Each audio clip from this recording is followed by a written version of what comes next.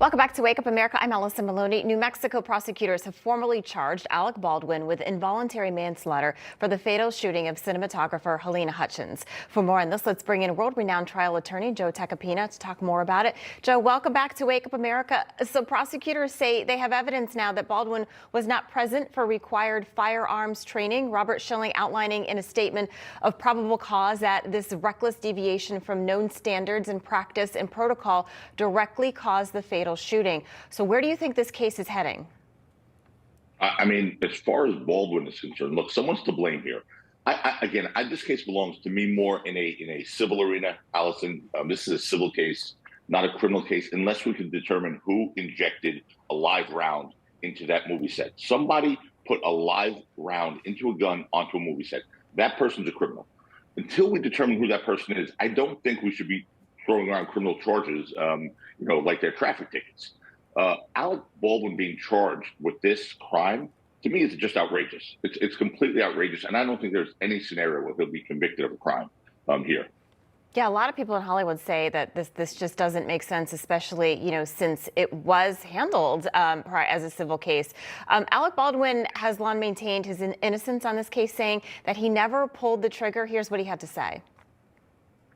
It wasn't in the script for the trigger to be pulled. Well, the trigger wasn't pulled. I didn't pull the trigger. So you never pulled the trigger? No. I would never point a gun at anyone and pull a trigger at them. Never.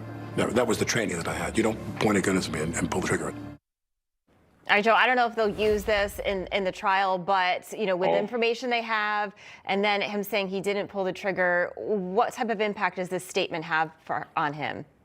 Look, that's his Achilles heel in this case.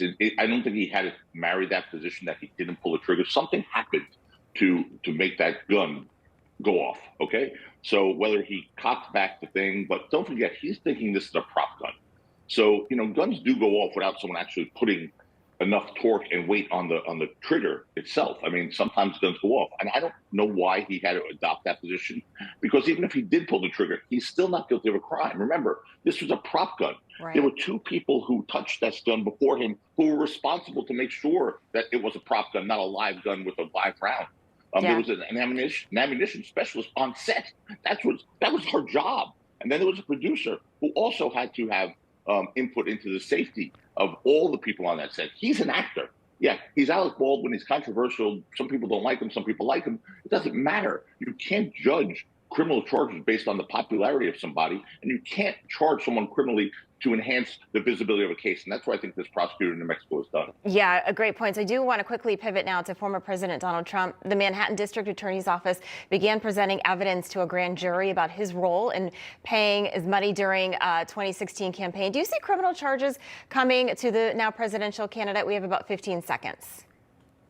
I don't. I really don't. I mean, that's why Mark Parman is writing a book against the penal law of the state of New York, because he's complaining that the district attorney didn't bring criminal charges, and he's now whining in a book.